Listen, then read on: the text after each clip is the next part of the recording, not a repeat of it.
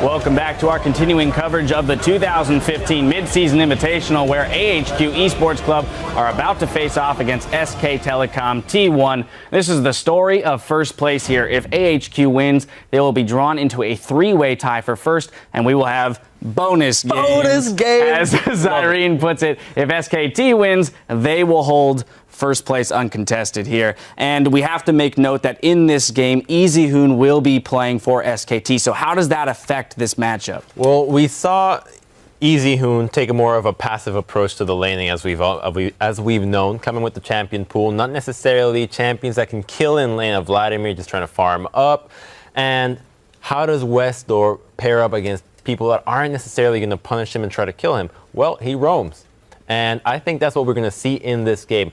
Is it going to be effective? Perhaps not so much, because when they have EasyHoon, Bengi tends to focus on the side lanes. So it probably will end in a game where there's 4 to 5 man on the bottom side in the jungle. And it's going to be all about the Rex side. AHQ has first pick. I think SKT should ban this away.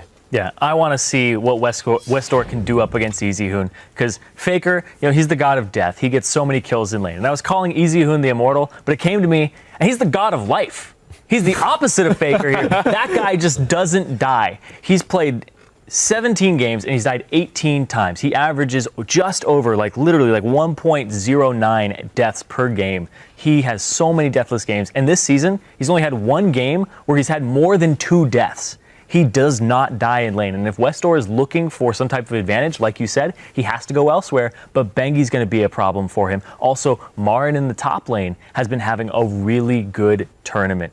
The last time, up against Fnatic, it's the only time we saw him exploited with roams from the top laner. So I want to see a lot of roaming from AHQ, and that's how they're going to get on top of this. Yeah, I definitely think that the way I describe EasyHoon, if we're just going to go through all the metaphors, is a brick wall. They just throw up the brick wall. He's the god of brick walls. Coming, gentlemen. But in all honesty, the reason that I like it is because they already have a split pusher in Marin, and that's who's going to go up against Westdoor. So I think they have a fairly good response against Westdoor during the mid game. I think a lot of pressure also is on Bengi. He needs to respond correctly. If the Rek'Sai does get taken away, what does he default to? Because we've seen that Mountain, he relies on Rek'Sai a little bit, but has the Jarvan, which fills a niche role that I was very against, and then the style that he camps the lane, I've actually kind of grown to appreciate exactly what he's trying to get done in the early game. All right, well, let's do what you said. Let's continue it anyway. I want to throw this question out to the fans at home. How do you describe EasyHoon? Send your answers to @LollySports and use the hashtag MSI2015. I'm really curious to see what we get.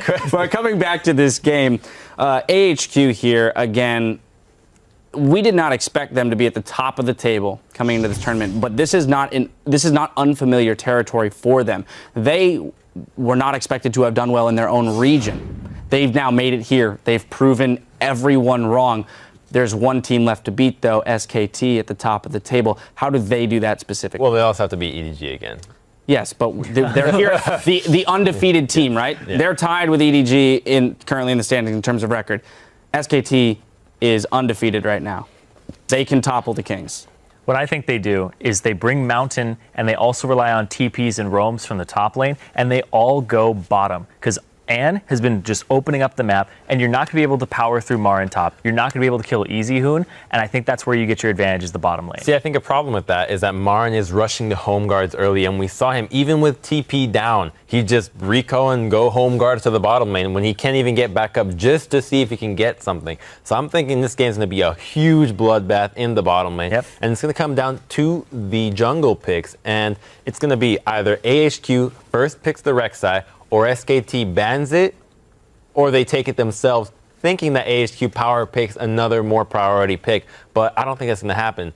The Nunu was underwhelming at best. So this is going to be a tough game for SKT. And I think all the roles are being pointed out here, top lane and jungle specifically. I think it's really more about the mid lane. They go for the immortal with no losses yet, and I think that's the right strategy. Honestly, what we saw EasyHoon do against more passive laners, when Westeros, for example, playing Karthus, he can even get the solo kills on the lane, which he did.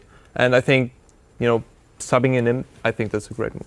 What lessons can be learned from the Fnatic game against SKT? Because they have been the closest so far to beating SKT in this tournament.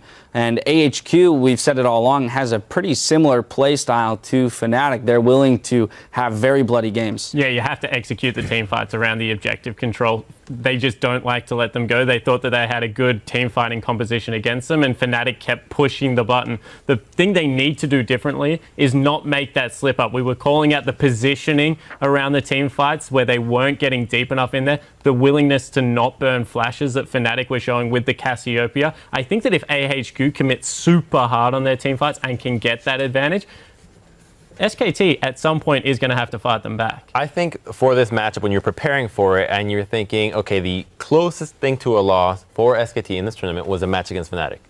But that is not enough of what do you call that? That sample size of matches to create a good pattern from that game. So you need to cross-examine that one with the losses that SKT has had throughout the season and determine, okay, what is similar that happened before that is happening now, and use that as the... That's impossible. They haven't lost on 5.5. How do you do that throughout the season?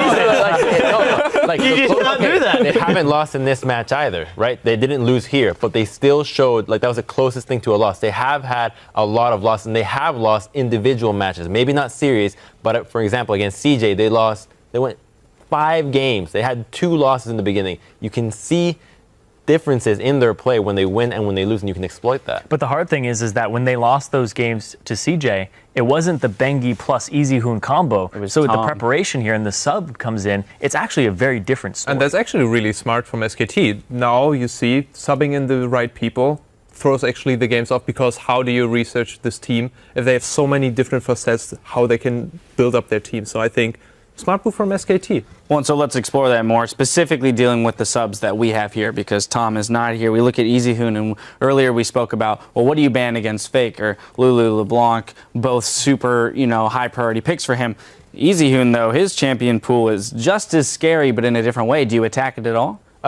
Probably not, unless you're with, a lot of the champions that Westdoor can deal with some of what EasyHoon is bringing out. He picked the Fizz into Cassiopeia. I'm hoping SKT bans it out this time around.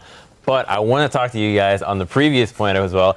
You look at the wins as well, right? Some of the wins that they have had, they're not necessarily in the driver's seat the entire time. They are down by quite a bit in the beginning of the game. You don't just look at the losses of a team and say, oh, this is how you beat them. Well, you got to look at the wins. How are they winning? Did they have a perfect game? More often than not, the answer is no. You have to look at every game and then determine what the conditions are for you to win. All right, let's go to the coach then on this one. You've watched the games so far. You've watched their games in their region during their season, but also here. If you had to poke holes at SKT, what would they be? I think that AHQ actually has the style which kind of exploits SKT's weakness, and especially AHQ won against Fnatic. So I think that they do the right, and it was fire against fire, so it was kind of the same style they were going for. So what I can see is that either way the solo lanes start roaming, and that's effective like Fnatic did it with Huni going mid lane, and Fnatic was, what are you doing here? Yeah. I never expected this ever to happen. So either way, the solo lanes start roaming, or the jungler do really strong invades into the enemy jungle, where SKT usually feels really vulnerable. Yeah, I feel like SKT only make moves when they have information, and it's like, that's 100%. They just put it through their calculator, and they're like, all right, this is what we do. And AHQ is like, oh, well, we don't have wards there, but we're going to do it anyway. And then SKT, if they see moves like that, they might be caught off guard and be like, why would you ever do that? You don't have the information to pull that move off, but it works out for AHQ a lot of the time. All right, well, that's going to do it for us here at the desk. Now, without further ado, let's send it over to the caster booth for our last regularly scheduled group stage match. Thank you very much, guys. My name is Trevor Quickshot Henry, and I am joined by the delicious Danish dynamo of Martin Deficio Lunga and the pun master himself, David Freaky Turley. That's a much better intro. Deficio is delicious? Oh, I like yes. that. I like We are about to get into the last regularly scheduled match of the day. Before we do, let's quickly remind you guys of those rosters one last time. In this match, it is AHQ Esports Club on the blue side, with Ziv in the top lane, Mountain in the jungle, Westdoor hopefully playing Fizz in the mid lane, and Albus as the AD carry and support. And meanwhile, on the red side, it's SK Telecom T1 in the top lane. They've got Marin. In the jungle is Bengi. In the mid lane is EasyHoon. AD carry Bang, and supporting is Wolf. All right, we'll have to see as we get closer to picks and bans. Deficio, I feel Rek'Sai is going to be a big, hotly contested pick. Bengi is a monster on that champion. What do you think? So is Mountain. So if SK Telecom does not ban it, I will almost guarantee a first pick coming in from AHQ. So I feel like that should be one of the bans. Take Mountain away from that Rek'Sai. It's too important for AHQ in terms of the early snowball they like to use. And also they play this style where Westor often goes and he split pushes. Having Rek'Sai with her global ulti is so important as well to create a big numbers advantage very, very quickly. So that should be a ban from SK Telecom. Don't risk it being first pick. And then also I've been looking towards Westor here in terms of bans. I mean, Fizz and Zed has been 2 picks for him, which has been massive. I mean, Zed has obviously been banned all 4 games, but then the Fizz, whenever he played it, if you want to stop him from roaming around and having an impact, those are the 2 bans you're looking for. But also keep in mind this guy is very good at Twisted Fate as well. And one of actually my favorite comps of AHQ actually relied on Rek'Sai plus Twisted Fate. And then they had a bunch of engage in the bot lane from Sivir and Nautilus as well. So there's a lot of things you'd have to be really concerned about as you get into picks and bans. Right now, Westor loses his LeBlanc and EasyHoon loses Cassiopeia. But Westor is not a big LeBlanc player. No. So why on earth do you ban that away? I know, again, you want to target Westor here. You want to remove these assassins. We have to remember EasyHoon. He plays the slow scaling mages a lot more than Faker. So you have that option of getting a few kills on him, and that snowballs into the bottom lane. Because what Westor does in LMS is he gets a few kills, and then he roams to the bottom lane and helps out Anne. This is just purely target him out. The first ban is just completely wasted. Yeah, it is very strange. I want to see what that third ban actually is, and I'm also honestly surprised at this Nunu ban so far. Banky hasn't done a great job. But no, I understand the Rek'Sai first pick, but sort of the early aggression is what we've seen Banky do as a positive for SKT. I think SKT does need a strong early jungler. Nunu doesn't do a whole lot of that free 6, I feel like. It is a great dragon killer, obviously one of the great things SKT does. TFan comes through. There's the Rek'Sai first pick, as you said, Deficio. I really feel like SK Telecom is making mistakes in this pick and ban phase. I don't mind the Twisted Fate. It's just the very first ban here. That should have been the Rek'Sai instead. You could see what AHQ were trying to do with banning out Nunu. And also by banning Alistar, they were predicting the Urgot-Alistar combo to come in as a response from SK Telecom. And they obviously want to have a lane that's not too tanky for them to go and tower dive it. Because we have seen Westor and AHQ tower dive again and again and again. Removing Alistar is smart to remove that combo. The next question we have to ask is, what will Marin be playing? He played that Gnar earlier in the day and yesterday. A fantastic effect with the Urgot locked in. SK Telecom had the pick of top laners available, and they opted into not knowing the likes of Maokai, the likes of Rumble, all these other top lane priorities were available. But that's the big comfort pick for Marin overall. We've got a couple more lock-ins from AHQ, and you can see they're still trying to make the bot lane ganks happen, right? TP, Maokai, practically brainless. Even I could do it properly. Sivir down to the bot lane as well. Great for making that happen. But because AHQ spends all their time ganking bottom lane, Marin gets to be on a lane bully top laner he's very comfortable with. Still a good TP threat, but a great 1v1 champion. You don't expect it to be disturbed, and you're going to see turret pressure from SKT 1v1. And also a champion where you have different kind of builds you can go for. If you want to be a bit of a split pusher, we have seen Frozen Mallet into like a Hecarim matchup a few times. We know Hexdrinker is very common if you're against something like an AP mage that can split push against you later on. So with Gnar, you have different kind of builds you can go for to try and counter what Westor will do. Now obviously most of these split pushing champions are gone here, and because it's already Maokai, Sivir being locked in from AHQ, then you can't really run the Zed because you have too much physical damage. So it has to be an AP mid laner.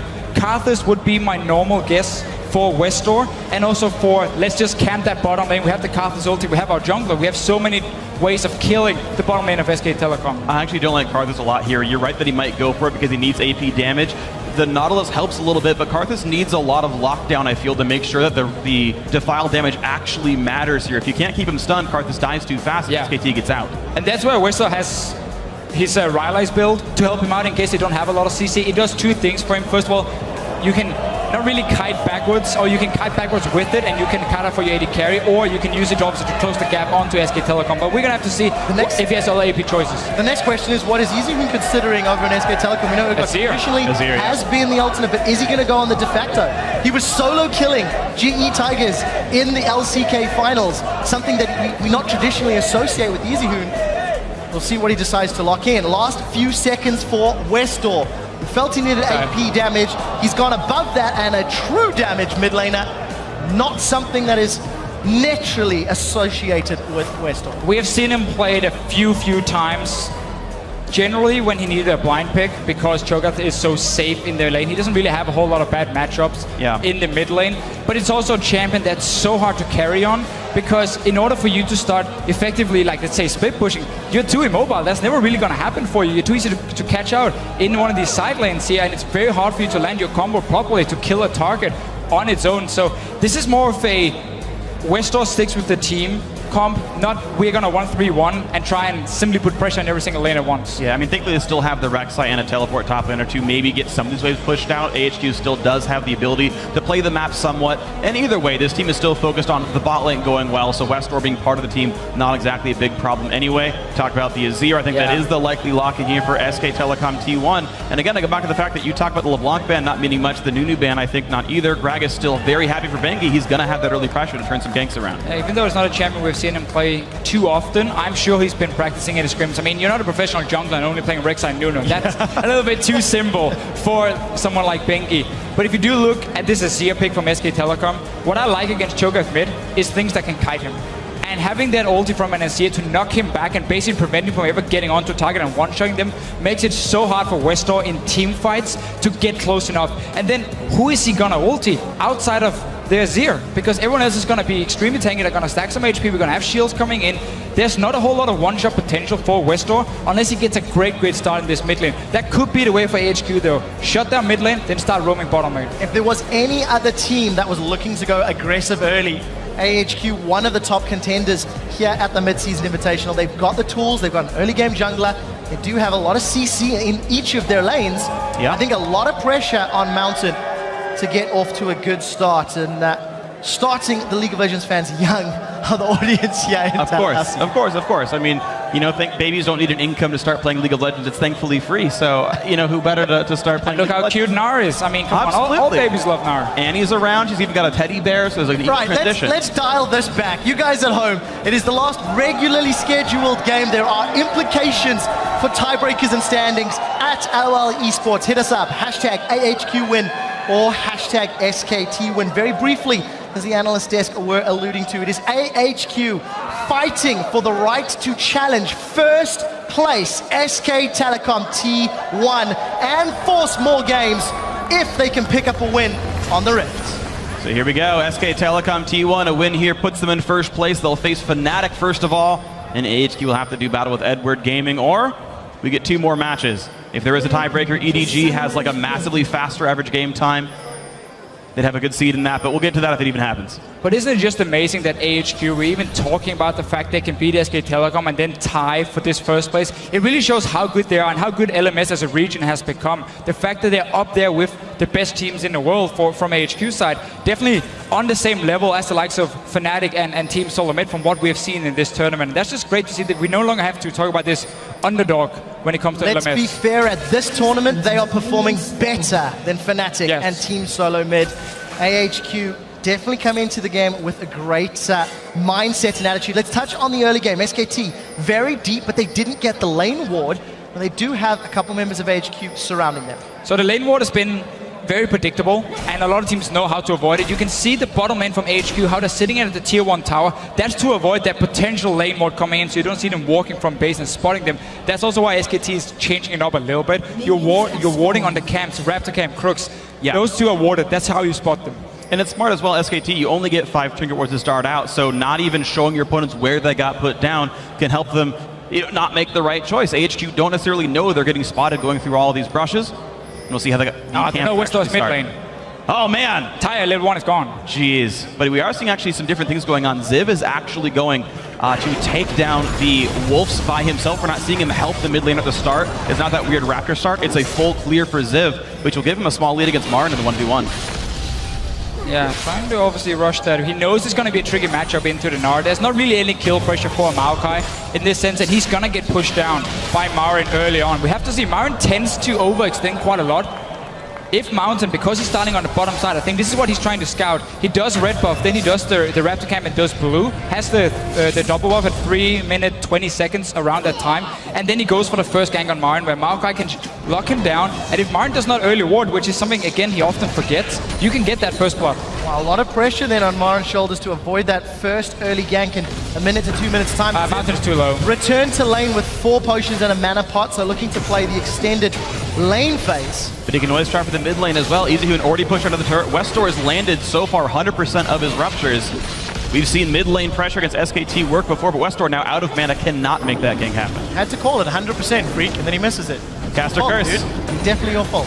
You're welcome, SKT fans. Instead of going for Marin top, We see very early focus on the bottom side from Mountain A. We know this is the strategy often from AHQ, camp for Ann. He's taking a very different route. Over the wall, he's going in. Well, he's going to be looking for the knockup. Found Bang, gets him up. He's got the red buff ticking. That's a flash forward. But Wolf is going to be able to flay them backwards. Wolf continues to chase back. Oh! Sentence! Mountain, got him! Flash away! And first blood to SKT Wolf! And look at the play, top lane first. And it's going to be Ziv now getting jumped on. He does have flash pops that gets away from the house, but SKT getting the better of both ganks. But look at Wolf here. He flashed into the tower, then he hooked onto Mountain, so he pulled him into the tower range.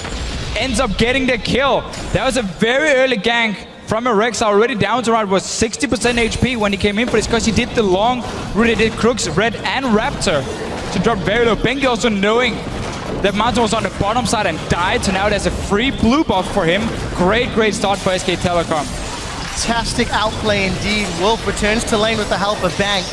Does land another death sentence onto Albus. No turret aggro yet. Oh! The dredge line does not connect with the wall. And Albus is just taking Acid Hunter and auto attacks from Bang in the backside. Great lane control from SKT. There are still some potions on AHQ, and First Blood or not, SKT burned all their summoners in the escape and lost a lot of health from the dive. Right, two in the bottom lane. Close, exactly, and Rek'Sai's coming in for more. We'll see if he can make it work. He gave up a buff last time trying to make this happen, and Minion Wave pushing backwards. He's hanging out in the tri-bush to Fisher. So there's only a flash for Ann now. Both Mountain and Albus used it on the first gank, and he's setting up for a tower dive. This is so risky, especially now that Bengi's also on the bottom side to come down for a potential counter gank. But Bengi's going over towards the mid lane. The Rift's coming You can't do this. River This Pass. is so scary. If they push Going into the in, turret, they're though. going to try anyway. Here they go. Knock up on the Bang. There's the chilling spike. Bang's in trouble. AHQ get one on the board, and it lands in Ann's hands. So he managed to get the gang off before SK Telecom went back to the tower. That's why it worked for him, but he was waiting in that bush for quite a while. Bengi, meanwhile, has just been farming the jungle. He's been farming Mountain's jungle, to be fair. Meanwhile, because all these ganks happen in the bottom lane, EasyHoon has just been pushing this mid lane over and over. He knows Bengi is around, and Mountain has no way of being near. And Westor is down 6 minions so far and a little bit of turret pressure overall, but we've seen Westor almost every single game gets behind early on in the lane, then something cool happens later. Once again, Marin and Ziv in about, but as a flashless Maokai, Ziv has to be careful here. Now keep an eye on all those potions. Ziv has chugged through all of them. I believe he's just got that single one left. Marin playing very aggressive in the lane, and obviously Ziv without flash. That's going to be okay for Ziv, though. His TP's up in about a minute. He can make a play soon. Albus now looking to make the roam play mid. EasyHoon has flash, though. Oh, He's interrupted! He pulls EasyHoon backwards. Here comes Bengi for the counter gank. It's a 3v2. EasyHoon forced to flash. Now Bengi's the one that's in trouble. He flashes in reply. Wolf, does he want the death sentence? I think he does. Gonna throw the wind up and let's see if it connects. Decides to hold on to it, in fact. And SKT forced to burn flashes. Marin, though, about to hit level 6. Ziv's got to be real careful. How soon can Mountain get up there? But so much damage taken by the minions means Meganar just kind of get angry for no reason. So let's slow this down a second. Yeah. 1-to-1 in kills, 800 gold ahead. Is Not sure it's time to slow down. Oh! See ya! That was easy. That was a little too easy for Westor. The flash feast and dinner is served. We look down bottom lane. Ann and Albus now in retreat. Wolf and Bang get the teleport in from Marin. The flay into auto attack secures a kill, and Marin's looking for blood. He's going to get an assist on the second one, and SKT with an easy turnaround. Ziv didn't even choose to teleport there. Too low on mana to do much of anything. Great play there by SKT. Absolutely wonderful there. One of the big trends we've seen in this tournament is teams are so good at abusing summoner spell-less lanes. We saw a great gank from AHQ down the bot lane before. The early gank on EasyHoon, they got a repeat visit from Westor himself, and now this is the same thing. Yeah, let's see. First, on to Bang It. That's obviously the 2v2 trade with the Urgot and the Thresh. Albus is taking a lot of damage. Then nice hook from Wolf. He's been on fire already in this game. TP coming in. A weird thing is, despite Bang dying to that early gank, it's almost in his favor as an Urgot, because when you trade a lot early on and you 2 AD carries go back to base, Urgot is an AD carry who has very, very cheap items he needs in the start to get quick and small power spikes. Like the tier means he can spam more. Brutalizer is fairly cheap compared to a BF sword in order to get some more damage in, and also he can stack these long swords. Other AD carries like Sivir, they want to get that BF sword on first back, but they're not able to if they have to fight so much early. So it's almost been in favor of Bang, and now talking about fights, we might not be done yet. Well, looks like Mountain was able to get away Not enough support for SKT. A lot of action in the early stages of this game, but it is hurting AHQ's farming. Top lane behind, jungle behind. Oh, mid and 80 carry. Are sitting even. Ziv gets against the wall in a big knot. Marin and Ziv continue trading back and forth in one of those very exciting tank battles where they swing at one another for years. But it looks like Mountain wants to once again return to bottom lane. Same route for him. He just tunnel over the wall here. Plays it with that's a teleport. With the flash, they're all up. No ult for Bang, though. Will this be enough with the damage? Because Zip comes in. No TP at all for Morin. On pulse the aggro first, which means it's going to be a kill, but the Saber's going to be late to the refight. And Zip's going to be real careful. Flash the way. One hit from Dead. 2 kills picked up very cleanly. AHQ juggling aggro right. Bangy's nearby, though. Well, we'll see if he can get anything. Does have explosive cask, but everyone from AHQ has peeled and back away. AHQ go low, but get themselves 2 kills on the board and set their sights maybe for a dragon. Realize it's too risky. Smite and Feast are both down. Westor got a Feast onto the Scuttle Crab. Low too. Exactly, so it's not worth the risk. They want to get Ziv back into lane, not get him too far behind Marin. Slower but safe approach. I think it's the right choice for AHQ. And look at what AHQ is doing here. They knew the teleport was down for Marin because he used it back down in that 2v2 fight. So that dive was fairly safe, honestly, being 4 members versus 2 only. And also had some decent control around at least the mid lane to spot Isun, so he wasn't roaming down as well. So they could go for another dive, and they just keep putting so much focus on trying to shut down Bang and Wolf. We're about to hit the 10-minute mark, and the action is continuing. Look at the minimap. There is everybody looking to set themselves up for a mid lane party. AHQ, arguably with the team that needed to get some sort of lead early, is yet to accrue any control on this match. But as everyone predicted, the parties are in the bottom lane. And now we can start seeing some trademark warding from SK Telecom. If you look at the minimap around the Dragon, they always invest in pink wards in the river and then fairly defensive around the mid lane. So first of all, secure they can always sit and farm, but also to open up different routes for Bengi to start either invading into enemy jungle or going down to certain lanes to gank them. This is very important that AHQ try and shut it down because they have the Rek'Sai choke-up combo. That 2v2 lane or 2v2 skirmish is so scary. They have to take back control of this river here. They are spotted now. SKT is coming in to stop the Dragon.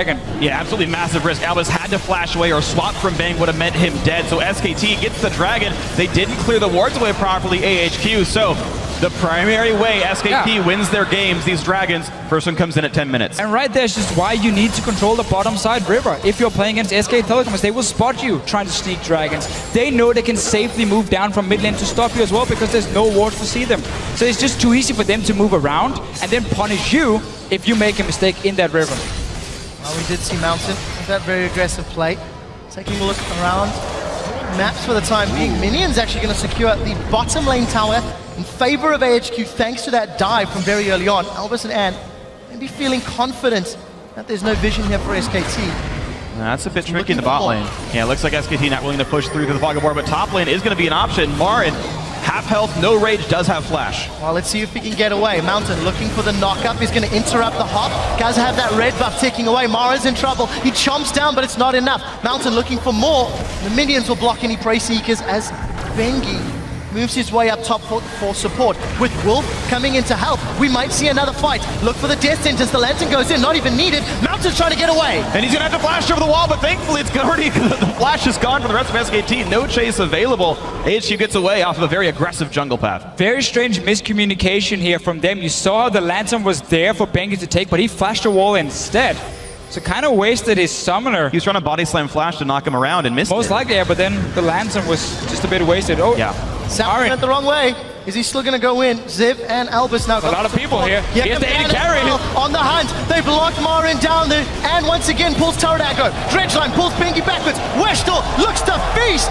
And that gets 2 more kills for AHQ. But at what cost? Easy Hoons on the mid lane. The rest of AHQ in the top lane. Easy can keep pushing here. Yes, Thresh behind him with the lantern. But AHQ, they just keep roaming around. They will never allow SK Telecom to just sit and farm. They want to keep forcing. I think there's a good chance for AHQ to take top lane tier 2. And in that case, those 2 turrets for 2 turrets is absolutely worth it. Westor's already here to hold the mid lane. Nothing else done there. Bang might not even... No, he will finish his bot lane here. Doesn't look like he's going to get stopped. Now he's going to make a try for it. Going to be able to defend it this time round. AHQ 2 towers to 1 with a small gold lead and double the kills. crucially 2-1-2 on Siva. We'll see if that mobility helps AHQ get past that disengage of SKT. Yeah, you know it's been a good early game for AHQ when the AD carry gets the kills, because they always do this just to get An fed, and then in team fights, they protect him so well, and it's really hard for SKT, if you look at that composition, in getting to that AD carry once QSS is completed for An. That's going to be the key one, otherwise the Urgot is just going to flash swap him, and you're just going to destroy him in the middle of your own team. He needs that QSS later on, and then suddenly SKT is going to be more about for them trying to kite backwards with the Zia Urgot, get a bit of damage, get some consistent damage, I guess we can call it, and then try and always avoid the Cho'Gath one-shot. But honestly, SKT fighting back is absolutely fine. Like, AHQ has to go so hard to start any fights. Most of their engage requires their bodies, so the fallback pattern fine for SKT. And that's also why we see Righteous Glory coming in instantly for the Maokai. We have seen Catalyst into like Shroud and so on, where you delayed Righteous Glory because you want a bit more tanky stats. Here, it's about AHQ constantly forcing fights and getting onto this Azir, getting onto the Urgot for SKT, because that's one thing Cho'Gath can do. It doesn't matter that Urgot stacks 250 armor. You're just going to one-shot him anyway with the true damage. It's about the shield from him. That's going to be the tricky one for Westor. Now we'll see if Westor can figure out how to get past the trick. This is a guy who has really stepped up from game to game here at the Mid-Season Invitational, and you know, he's arguably the most famous player of AHQ, but he was not the hard carry in their regional playoffs. You know, An had a fantastic performance. We'll get to that point in a second as Ziv and Marin are trading up here in the top lane. This might turn out to be a big fight. Marin might go Mega Gnar. He's about to transform. And he's got reinforcements coming as well. Ziv could not possibly hope to get this kill, but there's two more of SKT coming up here. EasyHoo in the first in. Ziv playing aggressively without anyone nearby him at all. In comes the slow, in comes Bengi as well. Knocks him back into the wall to be safe. But of course the rest exactly of AHQ is ready to push on in. Mid lane Outer Turk going to be taking some damage. Bot lane tier 2 also getting hit. But if AHQ don't get an objective, they've given up a kill for nothing. We'll have to take a look at that middle lane as the rest of HQ have backed away. And An, target of at least one Acid Hunter, forced to spell shield a second. I feel like SK Telecom overcommitted a bit in that top lane. You could just send up Bengi, that should have been fine in a 2v1. Keep EasyHoo in that mid lane because you really want to keep your outer turrets alive when you're against so much engage from AHQ. Once this map opens up and the tower starts dying, that's why you won't have anywhere to farm because they can always just pop Sivir ult in Righteous Glory and engage onto you. So you need to keep these outer turrets for as long as possible. Therefore, EasyHoo cannot leave his lane. He has to sit there, constantly wave clear. And then, of course, Dragon in about a minute's time. First one went over to SKT because HQ tried to start it without clearing any wards. Well, let's take a step back. We're 15 minutes into the game. We're about as even as you can get when it comes to gold, kills, and towers. This is one of the closer games that we have seen throughout the last 15. And that bodes relatively well for AHQ. But at what point does SKT scaling start to overpower AHQ in this match? It'll be a long time, man. Looking for a pick here onto Wolf. Picks like this are always going to be a big deal. Forces a flash, but Sivir will be down for Dragon. I don't know if AHQ could reliably 5v5 without that ultimate. No, that is a big one for them with the Sivir. Obviously not going to affect the damage a whole lot with the Righteous Glory, but it's also the fact that you're trying to get vision control. We've already seen a few pink walls being placed. They cleared the ones before, but now they're giving up completely just by popping that ulti from An. Everyone decides to back away. This suddenly opens up now for second Dragon to go over way too easy to SK Telecom because they're starting to place down their own wards. They're going to spot HQ if they try to walk in and start a fight. I want to see Ziv clear that wave top and join in mid. Good battle for the mid lane wave and take that for the Dragon. When you have a Zia as well around these dragons here and you decide to fight, you can sit around these choke points and always stop people from coming with your ulti. The two tanks trying to fight it out. What Ziv is trying to do is force Mega Gnar for Marin, so like deal some damage to him, get him to pop the Mega Gnar, and then suddenly HQ can start a fight with Maokai teleporting down and only a mini Gnar coming. And look at the vision clear from HQ in the river. An's on the hunt is getting closer and closer to being available. 2/3 of the cooldown has begun to be refreshed. AHQ push middle. Marin gets home guards now as well once he goes back, so he will try and join. At least there it is completed for him. He just doesn't have any rage at the moment. That's why AHQ is suddenly feeling confident once again. But AHQ Sweeper is the last one. Oh, it barely misses the ward, so the ward control gonna be here for SKT. No pinks the inventory. We saw what happened last time AHQ did Dragon face of a ward. Went badly. I'd like to see SKT honestly push up this mid lane here, put up the tower from their Zir if they can, and try and fight around that near the tier 1 that's already dead from AHQ, because that's a good way to create a bit of a block from AHQ and just sit and try and poke them out. If you do manage to get some good poke down, then you start the Dragon. It will also mean that AHQ can just sit around the bottom side of the map because they have to respect the pressure you put in the mid lane. Well, we've been dancing around this Dragon for an incredibly extended period of time. Neither team able to commit because of obviously Mega Gnar as well as on the hunt. But AHQ now have better positioning, but they are fully spotted by a ward, much like the previous Dragon attempt that Mountain started. And every single cooldown is up except for Wolf's Flash. AHQ managed to wait. Actually, sorry, Ann is missing his as well. So one summoner missing on both sides. All these teams fighting with every possible cooldown here. Essentially, Westor hasn't backed in a while, though. I think he's sitting on a lot of money, whereas EasyHoon is a little bit more recently shopped. Item breakpoints like this can actually be a really huge deal. And Albus just went back to base. Meanwhile, Westor, he was over near his own blue buff. SKT, they knew he was gone from the mid lane, saw where he was moving, and they instantly start the Dragon. This is one of the reasons purple side is so good for SK Telecom, because when you have these early Dragons, you can play around when the enemy mid lane and try and go and take a blue buff, because that's obviously on the opposite side of the map, and that's exactly what they did right here. Let's see what happens mid, though. Well, EasyHoon does pop the barrier relatively early, looking for some fights, gets a lot of soldiers auto attacks down, and Westor held onto both Feast and Ignite. Got the summoner spell, but it defended the tower. Yeah, I mean, he pulled turret aggro by attacking the poor guy, so that's kind of what happens when you pull turret aggro and face a bunch of slows and the chance of some knockbacks and whatnot. So AHQ actually managed to not get anything for the Dragon take of SKT the second time really in a row that AHQ hasn't managed to play the map quite. Bottom outer turret's gone, and with SKT focusing the bot side of the map, tier 2's not going down, and EasyHoon doing a great job of holding on to mid outer for now. We just saw Mountain there stealing away that blue buff. Cheeky little play against EasyHoon's Azir in the middle lane. Ooh, that was close. Dredgeline almost connecting, but this one will connect. Marin about to go Mega Gnar, looking to cut down the tree of Ziv. It's going to land the crunch. Actually gets interrupted by the Twisted Advance. The tank battle, it's very exciting. They trade back and forth. I'm like, where do I go with this? Where do I go with this? But yeah, 20 minutes on the clock, 800 gold in the lead. AHQ still 2 towers to 1. We could be in for a longer period game. SKT still only 2 dragons towards that eventual aspect of the dragon. And number 5. Yeah, it's not going to be a quick one for them, that's for sure. They still have, of course, the clock ticking towards it, one of their ways. They really like to play the game. EasyHoon, he's going to be the poke master here for SK Telecom. Luden's Echo for him as a second item. So just trying to get as much poke damage as possible for himself. Obviously, his entire combo he's going to do, a death cap would have been better for overall damage, but if you can manage to single out one target with a few seconds in between, long-range poke, when you sit back and you kite back, that's where the Luden's Echo can shine, and it adds some extra wave clear for him as well. Yeah.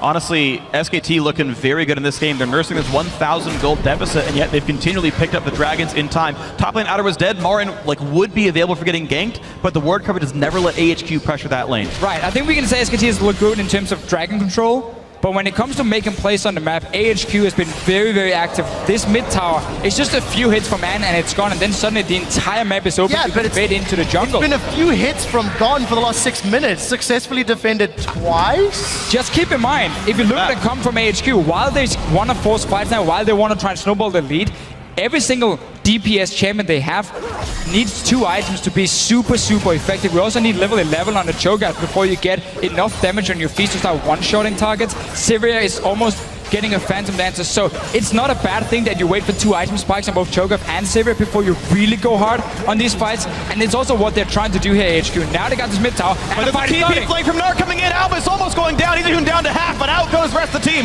Gragas into the fray as well, swap in towards Ann, but interrupted. Westor lands in silence, Bane's gonna get shut down, headshot comes through, there's the kill picked up. Mountain forced to to run, but Easyhoon summons the turret. The fight continuing for SKT. They want blood back. We do see the Ventral Maelstrom jumping in for more kills. AHQ currently 1 for 3. Need to deal with the Azir passive, and they will have the numbers to do so. A team fight victory after SKT started it. Now they turn their attention to Marin with a minion wave barreling down the middle lane, and they set their sights on the inner turrets. We're going to get mid lane tier 2 as well, so 2 turrets and +2 kills picked up. AHQ in a definitive lead in the mid game.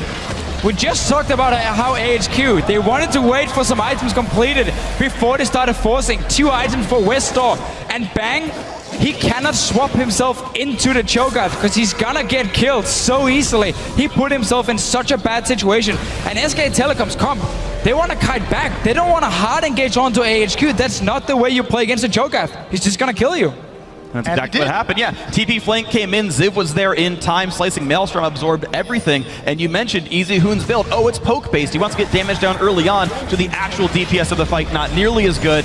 A bunch of early chunk on Albus, but he's not, like, it's not enough damage. You can see how Easyhoon is trying to push him away and not push him further back. But now, with Bang also sitting in the middle, first of all, he's trying to swap, then gets interrupted, but he's still stuck now. In the front, he's not tanky enough at all. And SK Telecom, their entire composition is now just breaking apart because suddenly they get stuck in the fight itself. Easyhoon with the loot and Zeko, he needs more time to do proper poke damage, and he's so squishy with this build.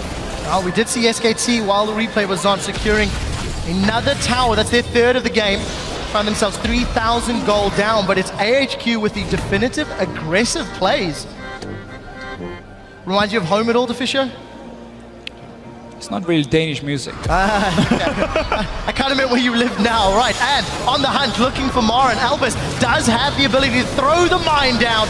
Dredge line out in a second, keeps Marin in place. Even the best players in the world will flash into the wall from time to time. That just seems silly in the first place. Like, that guy was going to get caught for sure, but SKT now starting to lose some kills around the map, and you mentioned Officio, outer turrets going down, opens the map for AHQ to make all these plays. They've got 2 teleports, they've got a Righteous Glory and a Sivir ultimate. Open map is perfect for these guys. And suddenly, because again, you can start getting a few wards into the jungle, you can start things like Baron. No teleport for Marin, he's dead for another 15 seconds. AHQ are looking very good if they commit to this. Well, we'll see if they can. There's a lot of poke going down onto the AHQ members. Baron, 2,000 HP. SKT have stuck themselves around. AHQ disengage. 24.5 minutes. They've engaged. They go in.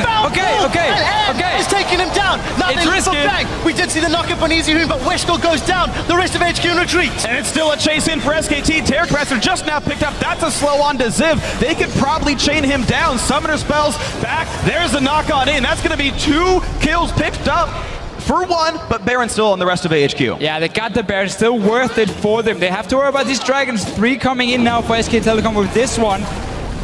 Very hard though, once you get that Baron to run away, because we saw SKT were already in position. At least they tried after they went in first one, like, oh, we don't really want to go in here. And I thought AHQ was making a beeline for it. Baron empowered recalls run across the map. Azir's still top lane. Thresh was dead, but it looks like no contest. SKT will get Dragon 3. That extra movement speed will help the rotations. This open map going to be important for them. And very important for the disengaged style team fights they want to be playing.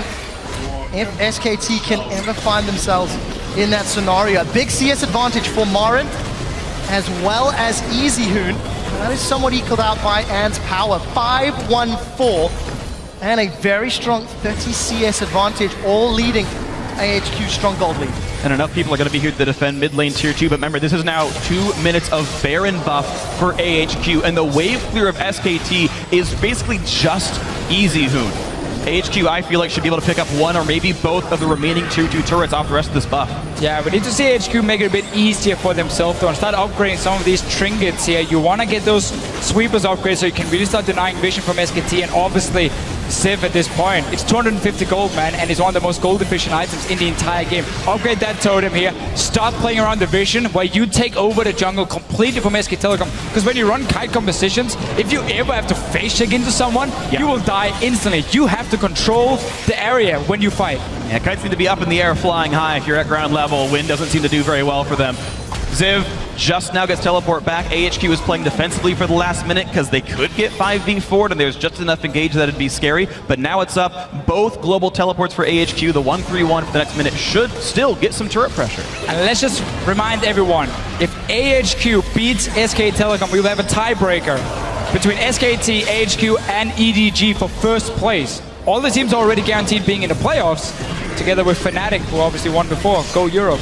Let's see how this match plays out. AHQ still in the lead, but have been unable to crack those inner turrets that we were expecting they would do. Baron buff has worn off, and Ziv gonna sidestep the chimney that Marin's throwing his way. SKT able to defend.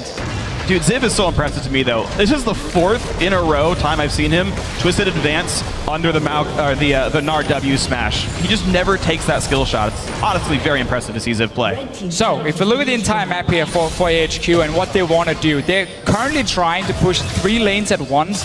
That is so hard to pull off, especially when you don't really have a whole lot of spec pushers. I mean, Maokai with Teleport is the guy sitting in side lane, and then you send your Sivir around. Focus on 2 lanes at once. In this case here, control the bottom side of the map, because you want to be ready for Dragon when it spawns again to stop this potential 5th Dragon from SK Telecom. And then just push in mid and bottom lane. Whenever it hits the tower, if you see 4 members from SK Telecom, well, then you rotate through the jungle into another lane, and you take the minion wave there, and you just slowly push it up 1 lane at a time, and then you always try and get a few hits on the tower, or you punish SKT if they ever try and go out and fight you. Oh, huge risk for Mountain. So much trouble. And Marin's in the same dire straits right here. Silence comes in, can't turn into Big Gnar. That's the kill picked up, and of course Rek'Sai dies the same moment, but an ulti on to Bang. He is alone right now. A big bounce house for AHQ, and Bang will indeed go down. A 2-for-1 with the turret ready to die. AHQ should be able to take this one out as Wolf is unable to do it. Westor jumps onto Bengi. He does get it with the Feral Scream, then turns his attention to Wolf. That's 4 members of SK Telecom down. The number 4 team from the regular season of the LMS, sweeping their playoffs, showing up in their final game of the group stage here at MSI against the number 1 team from Korea. And I am having flashbacks to Season 2, guys. No one believed Taipei Assassin would be any good either. And in Season 3 and Season 4 weren't so great for the region overall, but look at this. The LMS, the Taiwanese teams, refuse to say die. And they're back in looking in super top form here. AHQ leading the charge to all the fans over there. Yeah, and definitely to Fisher, we were talking about how a Cho'Gath would find the right targets. Westor is finding the target. Yeah. And he's pretty happy that SK Telecom is taking the fights and walking into him. So he's just like, okay, who do I want to feast today? Is that an Urgot? Is that an Azir? We'll go for it. First of all here, Mountain is trying to dual bang a little bit and ends up being caught out, but it's 3 versus 1. So on the bottom side of the map, AHQ know they can just keep fighting here. This tower is suddenly open for them, going for the dive onto Bang, and just trying to clean up. And in the very end as well for Westor, he finds the target on the Kragas. And everyone loves some German sausage. And as soon as Rupture goes in, AHQ all on the same page. Chunk them down, 1 and 2 more picked up. AHQ, the relentless aggression is working, and you know, I said before, they've got to initiate with their bodies, but looks like AHQ were able to just fish for these engages with Rupture, and it works. Double Righteous Glory. Yep. Sivir ulti. You cannot get any more speeds of maybe a Talisman coming in as well. And then suddenly you have every way possible where you don't really want to sell your face at the mountain if you're Nautilus. I'm just saying if you want more speed up, have Mountain build. Point is, there are so many ways for them to get onto SK Telecom, and as long as SK Telecom moves away from towers, it's gonna happen. Well, there is one caveat that we have to mention. Dragon in 45 seconds, SKT have secured the last 3. You'd like to think, with all of those engaged tools, that AHQ will not give up another one. However, the Dragon control this game has been lacking.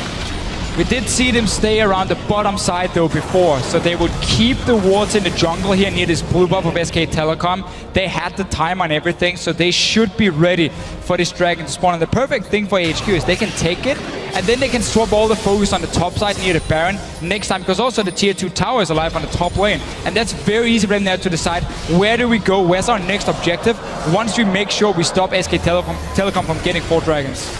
Well, we'll see if SK Telecom even wants to give away that 4th dragon. They've done a great job keeping wards up, but here comes the engage. AHQ wants in! And he's going to try find Wolf. Wolf knocked up. We do see the boomerang blade going by, but AHQ now on the retreat.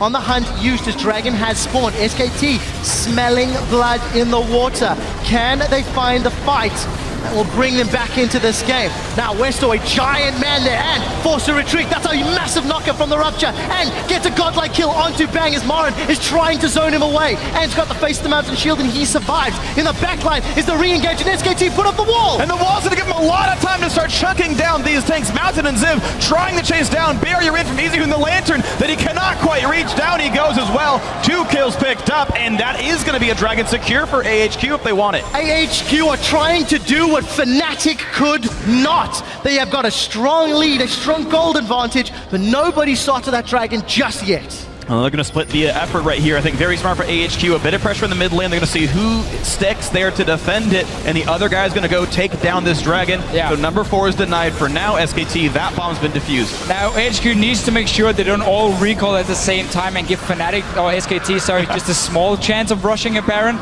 because that's we're getting to the point where SKT has to make some extremely risky moves to get back in the game, because AHQ are still going to be stronger for a long time just by having this item advantage and the fact they can always engage on SK Telecom. Yeah, and something else that we have to step back and also touch on. AHQ had that phenomenal playoff run. They went 9-1, you know, 4th seed beating 3rd, 2nd, 1st. But one thing that stood out is across all those games, they only secured 45% of the Barons.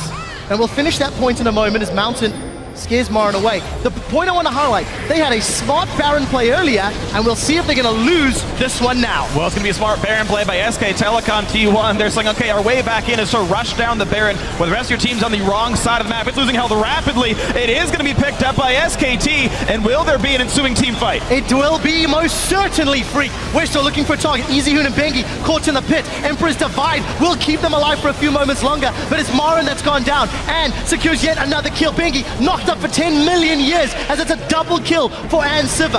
SK2 get Baron, lose 2, and now have to defend for 35 seconds. The resulting 5v3 should be enough time for AHQ to take something very meaningful. Or maybe not. Looks like they are not willing to play this game risky at all. 30-second death timers, not enough to make AHQ push into the base. We did just talk about how SK Telecom had to make a risky play, and they did, because suddenly 3 guys were on the bottom side chasing Marin on this Gnar here. So AHQ, with a few mistakes here, 34 minutes in, still been playing such a fantastic game overall, and I love the way they just challenge SK Telecom and say, you're not gonna get to sit and just go get 5 dragons easily. We keep forcing fights. Analyst Desk was talking about how we need to see teleports from the top lane, we see Mountain being active on the map, and he was. This Rek'Sai had so many ganks in the early game. You can then discuss, okay, how many of them worked, but just the fact he applies so much pressure on the map is a big deal for AHQ. Ladies and gentlemen, at 35 minutes, AHQ have to fend off that Baron, but they are looking poised to give SKT their first loss in the group stage that would set us up for tie-breaker matches, as there would be a 3-way tie for first. But that all-important Nexus has to fall, and it's taken AHQ an incredible amount of time just to break the inner ring of turrets from SKT. How much longer will it take to get all the way to the next? Well, this is where EasyHoon and his build becomes super annoying, because he has that extra wave clear and he just sits there and he just constantly kills them. But AHQ are tanky enough and has enough single target lockdown in terms of like Maokai and Nautilus, and then maybe a feast from a Cho'Gath to just dive on SK Telecom. If they ever see a chance where Marin is stuck in one of the side lanes, you can just dive, bang, EasyHoon, blow them up instantly, and that's a way simply to open it up. Otherwise, if you just sit and let them wave clear, SKT can keep buying time. But SKT buying time isn't maybe the worst thing in the world for AHQ, because there's still a Baron buff taking on 3 of these guys, one of them being EasyHoon, who's pretty threatening. AHQ actually being pushed out of the base. Ooh, good dodge to the hook. SKT still really want this fight right now. It looks like they want to engage. Look at the teleports on the back line. Ziv, can he find a priority target? Bang's already been knocked up, and Wolf is the first one that's gone low. Who will be the first victim of the fight as Bengi is trying to zone away Ann, doing a good job. EasyHoon's help. They've traded 1 for 1, but it's top laner versus AD carry. Bang, landing Acid Hunters onto Ziv, as it looks like AHQ are peeling away. The 1-for-1 trade stops the aggression. And there's no persistent damage left by AHQ. It's a miracle they got the kill that they did. SKT playing that fight really well, isolating and taking down the only real carry force for team fights, that 10-1 Sivir. SKT unable to get any more cleanup though. Yeah, we just saw and coming from the mid lane. That's why SK Telecom wanted to fight, because AHQ split up. There were 3 guys top and was sitting mid lane, and then bottom lane, of course, Maokai with the TP. So once he joined the fight, he was a flanking AD carry, which obviously does not work too well. Also why they could target him and single him out. As long as AHQ have that AD carry with the tanks, it shouldn't be that easy, because QSS, as we talked about a lot earlier in this game, is completed. So Bang won't be able to swap into him and like just zone him out. Well, as we go on to the next few minutes of this game, it's 130 on Dragon, and SKT in a 4-on-4, now a 5-on-5 as the players respawn. My question is, who gets the ward control? SKT, for being 10,000 gold down, have done an incredible job of finding ways to get vision back down to the map and not rolling over. Many lesser teams would have already lost the game by now. You can watch that team fight again. Yeah, so basically look at the minimap. You can see how Sivir is running from the mid lane. So once Anne joins the fight, SK Telecom can basically target him instantly, and there's no tanks to really protect him. So Easyhoon also sees a way where he can finally jump in aggressive and just curving his soldier around. He's flying in the air, then he moves the soldier closer and gets onto him. As long as Anne stays with the tanks, Easyhoon won't be able to make that play, because there's no hourglass. He's not even building it. So he will go down very, very fast if he jumps in the middle of Massive AHQ. engage here in the mid lane, cost Mountain and Westor their flashes, and Marin forced to hop away. He's going to crunch Anne against the wall. Reducing Anne, use that QSS in retreat. Marin maybe the first victim, but he... Oh! The crit's not enough to get the kill. A dredge line does pull Bang back into the fight, and with no QSS, Anne was swapped. We'll need to take a look at the main fight, as Zip is pulling the aggro of the entire SKT team. Mountain's low, but not dead yet. Wolf with another lantern, saving himself this time. It's 2 kills to SKT, as SKT are not dead. They got Mountain, they got Anne, and they're gonna get away. Oh! That's a gigantic rupture. You saw how low the health bars got of SKT playing that fight nearly perfectly. It's still only a +1 fight though, and AHQ have the health bars to just take Dragon.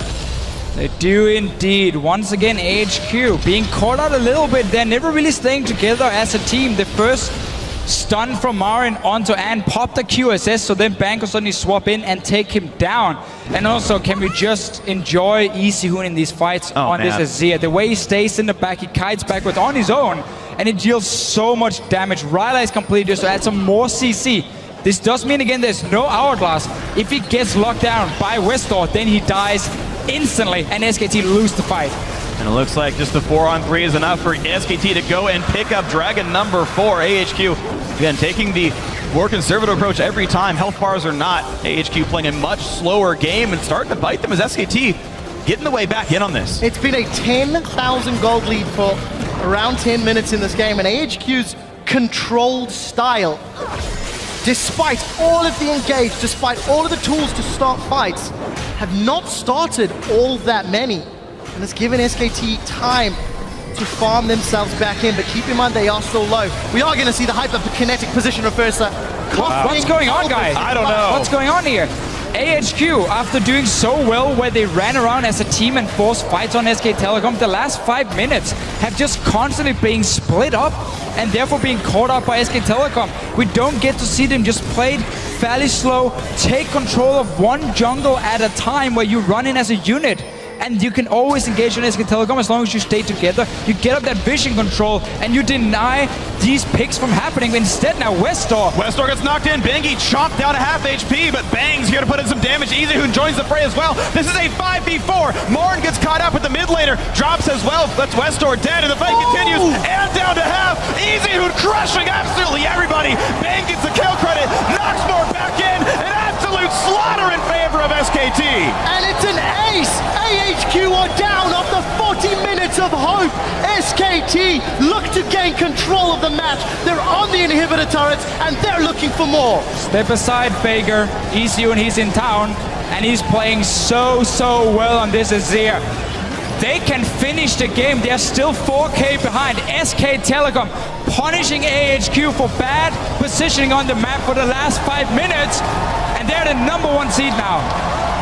What an incredible turnaround. SK Telecom take AHQ down from a 10,000 gold deficit. Undefeated in the group stages at MSI. And SKT sure know how to put on a show. I mean, the same thing happened up against Fnatic. A great early game aggressive team could certainly give the Koreans a few knocks. but strategic play, the fortitude, the mental and physical fortitude to stick in these games and play them right was absolutely here. SKT making a massive comeback in this one. We definitely see the way to play against SK Telecom in the early game. We've seen both Fnatic and now AHQ do it. Two teams who have somewhat the same playstyle. And while AHQ didn't manage to finish out the game, much like Fnatic, we just have to praise them anyway for saying such a well-played early to mid-game from them. Again, they're coming in from the LMS region. They have shown they are a legit top team in international competition. What a heartbreaking turn of events. AHQ on the verge of challenging for first, slips away. Now let's be fair, they are still in the playoffs, they're still in the bracket. And considering the increase in level over the course of games, this has to be one of the contenders to maybe pick up a victory. They are showing such great levels. You know, just AHQ doing the same storyline from the LMS playoffs. You know, they lost for the most part to the teams that they played in the playoffs during the regular season. All right, we'll lose to you guys in the group stages. AHQ going to make the comeback story happen in the playoffs here. Maybe that's in their minds. Certainly some things to improve, though, in their late game. Well, we'll have to find out if they can. That wraps it up here for us on the caster booth. We're going to throw it over to the analyst desk to close out the day. Thank you, guys, and we were so close to bonus game. It was a great fight by AHQ, but I do want to jump directly into our replay. It is this final fight, and Spawn, I'm throwing it to you because I think it's worthwhile to look at how SKT took advantage of their man advantage on the map. Yeah, and exactly how they got there. So if we pull it up, SKT, as soon as you make that first mistake, are going to jump on top of it. And exactly that happened. Albus went into the red buff, tried to get some vision for himself, and was completely deleted off the map. So if let's pull that up, please. Yeah, so if we grab the replay. So the whole lead up to this, the other frustrating thing about this game for Westor, he is so fed. He's a 6-item, 6-stack, level 18 Shogath. He's like, if I am actually allowed into the fight, I will delete anyone. And you see, he tries to get Wolf there. Instead, the rest of his team gets him. They really commit to it and keep him in the middle of the team fight. And right here, if we freeze it out, you look at how much they're willing to spend just killing Westor. At the end of the day, that is 4 members taking out the biggest threat on their team, and only mine taking everyone up. So if we keep rolling this one out, you see the rest of AHQ trying to take down mine. He's that tanky, and from here, EasyHoon just cleans up. Oh yeah, it's a beautiful wall too here that we're about to see by EasyHoon, pushing the last couple members back into the team. EasyHoon just overall having an amazing performance, I think, on this Alzir. He got him during a tunnel too. Yeah, heartbreaking. And to be honest, you know, it is a heartbreaking way to lose that game there for AHQ, having been in such great position and picking some pretty stellar fights. What was Albus doing? To be caught out exactly and create that 4v5 to begin with. You know, going into the game, we thought it could be a close game just from the way that AHQ had been playing, and it was. For the very beginning, it was very close, and then AHQ started building on a gold lead. But I think they just got a little bit too antsy and didn't really focus as to what their team composition needs to do versus a heavy wave clear such as Azir. The 4th Dragon, when they got a nice kill in the mid lane, instead of prioritizing the turrets, you kill Azir, that's the go. You need to go for a tower now because it's the only chance you're going to go for that. They choose to go for a dragon and then another in near tower, I think. Like, you can't do that versus a high wave clear composition. Also, when you have such a good lead, their ward control, the vision denial that they had was not good at all. If you don't have ping cores, if you don't have your sweepers being used effectively, the enemy is going to see all your rotations, making it that much harder to get wave clear. You need to be looking for the places that Azir is not it. The only wave clear is Azir. Just go to the lane where he's not, and you can get a tower. But without the vision denial, you're not going to get it done. I think that in this point, the wave clear was relatively important, but I think AHQ played the map actually really well. They had a high tempo, and that actually see in the bot lane tower dives, which were really, really strong, where the jungler just couldn't keep up, and they executed so crisp.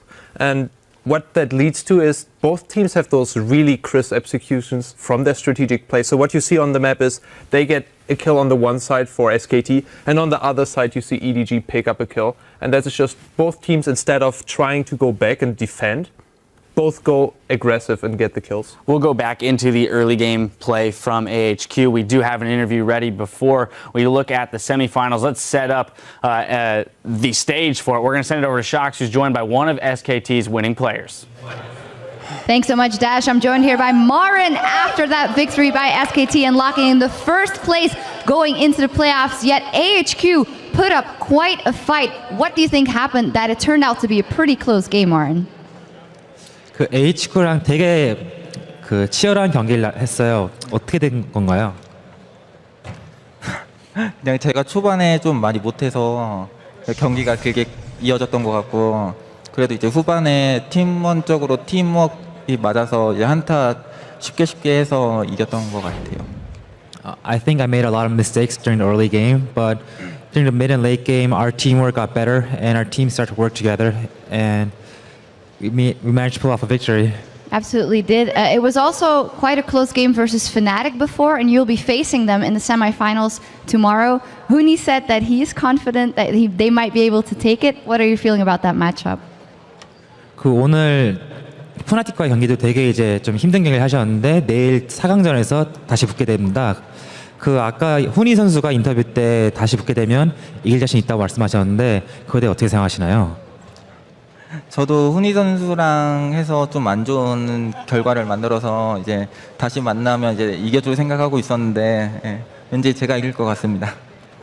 I also had an unsatisfying match against Huni during earlier today, so I'm ready for the rematch and I think I can beat him next time.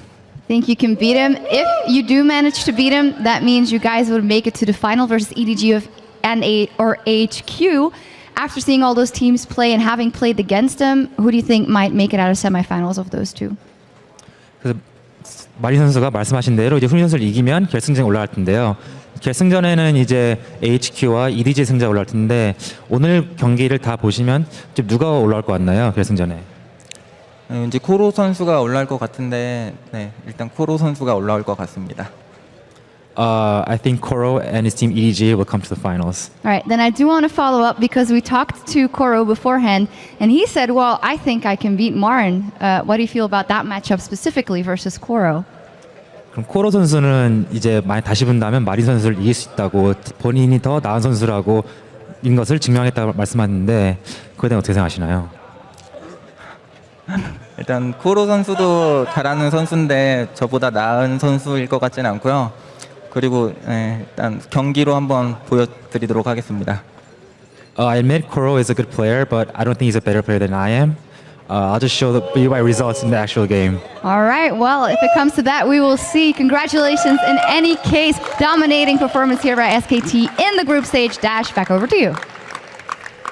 Thank you, Shock. Some looking forward there with Marin. We'll do that in a second. I want to take another look again at that early game. Spawn, to you, the pressure that AHQ applied to get that lead.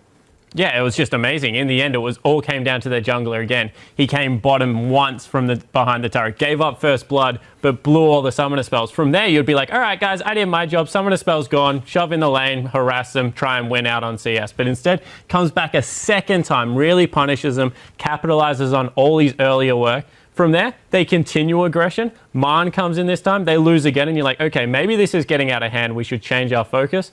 To hell with that, they go for a fourth attempt down there. They even bring their teleport in. And in the end, they just ran over the bottom lane. They got their carry, their primary carry, that Sivir player, and into a really good position to do work. Man, yeah. I was so excited about this game, watching it all the time, because there was so much aggression, and it was not uncontrolled, where you sometimes think, what is he doing there, and there's a fight erupting there. This was really controlled, and that was really, really nice to see. Yeah, I think in this tournament, it's going to sound a little bit like a broken record. The TPs from top laners are extremely important, and tower dive execution with junglers early game, because the people who cannot execute on those two things have already fallen by the wayside, and we're seeing that more and more. With Rek'Sai's early game. That's the thing, is Rek'Sai is so good at turret dives, because you use your gap closer, you don't have to use your flash like a Gragas E flash in, and you get to just unburrow on top of them, walk up. The turret aggro and jumping is very easy, because then you just come back out after flashing. It's really easy. What I want to see from AHQ moving forward into the semifinals is going to be utilizing the flanking maneuvers from the double Righteous Glory, from the global of Rek'Sai, from the flashes in Maokai versus an immobile champion like Azir. The second you get on him, he's dead. So we always saw some sort of line engages versus a team, and that's just not going to cut it versus an Azir where he can just set up the Emperor's Divide and really zone you off. Better vision denial, a little bit of better vision control,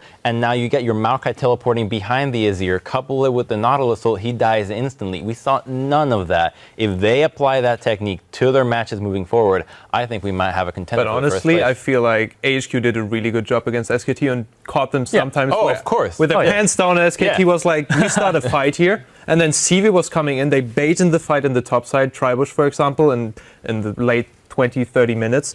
And SKT is overchasing, thinking they have an opportunity. CV is going in from the mid lane. TP getting the kills, and EasyHoon with a huge play actually evening it out for a 1 versus 1, I think is Aussie play. You can't be satisfied with what you got here. You need to go for more. We want more. EasyHoon, though, watching him play is just always a big treat. He died 2 times again. That's it. Like, he has only had 1 game this entire year where he's died more than 2 times. This guy just doesn't go down, and he does so much damage while he's doing it. He did 50,000 damage this game. The next highest was Ann, the very fed Sivir, doing 29,000. Oh, Spawn last much higher. Yeah, the scariest thing about this game for me is that even when you play tempo against SKT, you make 1 mistake and they beat you. Yeah. Every single game they win, it's just 1 mistake. They snowball it, take everything off the map, crush you. So that is the scariest thing if you are going to play tempo against them. All right, well, with the group stages officially in the books, let's see how the standings shook out. With that amazing win there, SKT remains undefeated at 5-0 and heads into the semifinals as the #1 seed. Edward Gaming and AHQ Esports Club are tied at 4-1, but with EDG owning the head-to-head over AHQ, that gives them the #2 seed, and AHQ takes 3rd. And finally, at 2 and 3, we have Fnatic with the #4 seed and the final spot in tomorrow's bracket stage. That means we have our semifinal bracket filled in,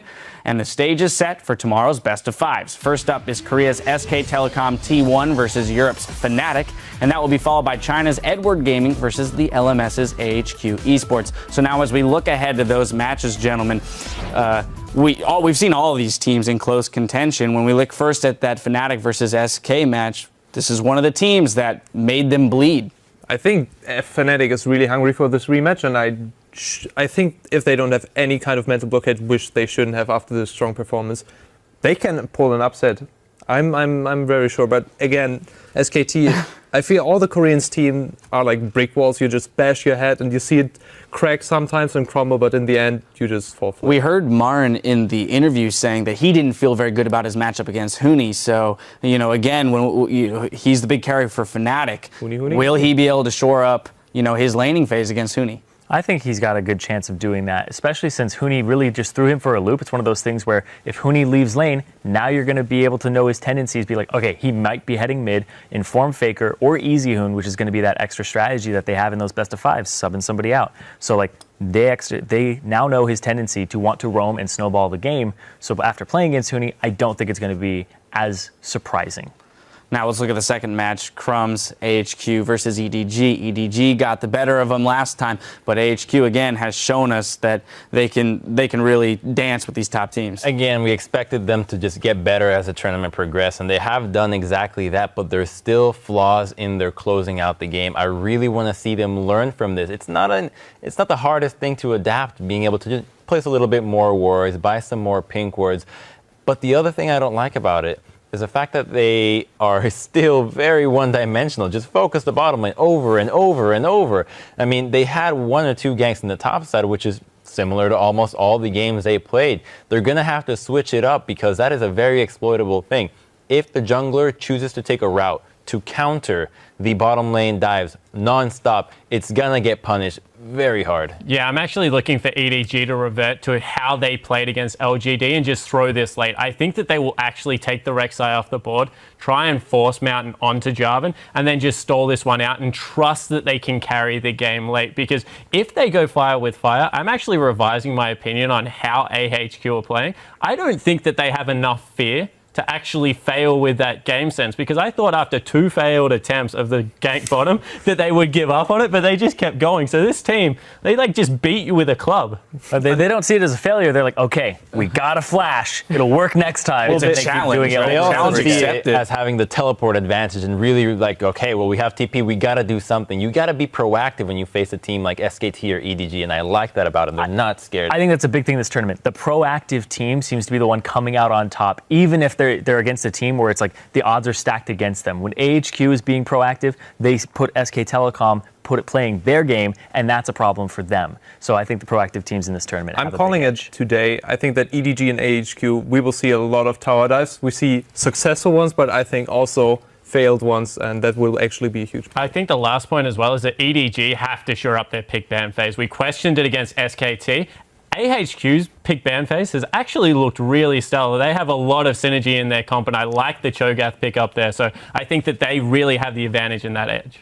Well, the stage is set for some pretty stellar semifinals tomorrow. Now, if you aren't able to make it to Tallahassee but still want to watch the MSI finals with fellow esports fans, Coca-Cola and Cinemark Theaters are hosting viewing parties across the United States to bring the exciting conclusion of this tournament to the big screen. For more information on the 15 theaters where you can catch the show on Sunday, May 10th, and get yourself a collectible Heimerdinger Cup, head over to lolesports.com/VP. And that does it for the group stage here in Florida. On behalf of myself, the analyst desk, and the entire broadcast team, thank you for joining us on day 2 of the 2015 Midseason Invitational, and we'll see you right back here on Saturday for the semifinals.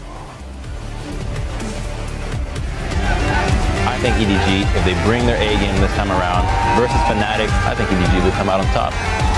Doesn't even give the assist to Death as Rainover. He's going to try and tunnel out Koro with the twisted advance. Moody just getting destroyed. Holy shit. Oh, look at this. Why do you love it? That's so thankful. That was a disgusting performance from the Chinese. Flash is on beautiful arcane smash. Oh! Way down. And another one. Oh, that was the most hilarious sequence of events. Able to get the exhaust off, but Death being the hero. Flash is over the arc to get the triple kill. Theocles come back alive. They get the rest of the job done.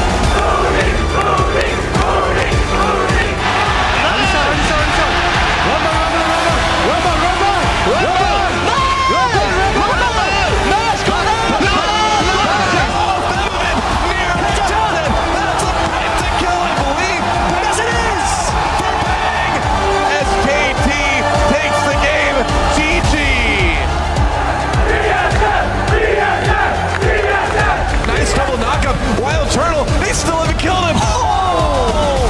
Are you kidding me? EDG, they take the game over TSM.